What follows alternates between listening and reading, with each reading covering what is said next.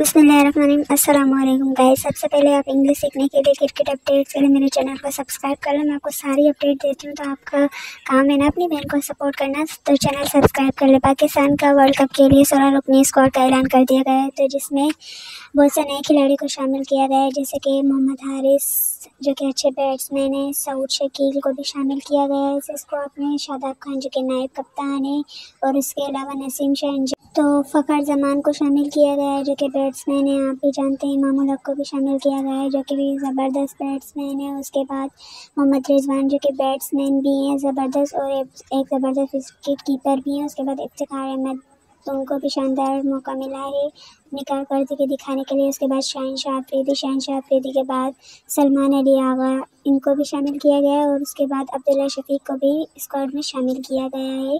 तो मोहम्मद नवाज़ जो कि फास्ट बॉलर है, उनको भी स्क्वाड में शामिल किया गया है। उसके बाद वसीम जूनियर, उनको भी स्क्वाड में शामिल किया गया है। वसीम जूनियर फास्ट बॉलर है, और Haris Rauf fast spinner bowler है, उनको भी शामिल किया गया है। और उसके बाद जमान खान को भी इस स्क्वाड में शामिल किया गया है, और इब्रार अहमद को एक बार फिर खेलने का मौका दिया गया है, और हसन अली को भी खेलने का मौका दिया गया है जो कि जनरेटर वापसी आ गया है। तो सब्सक्राइब कर, thanks for watching, don't forget to subscribe my YouTube channel and press the bell icon. Thanks for watching guys, subscribe my YouTube channel.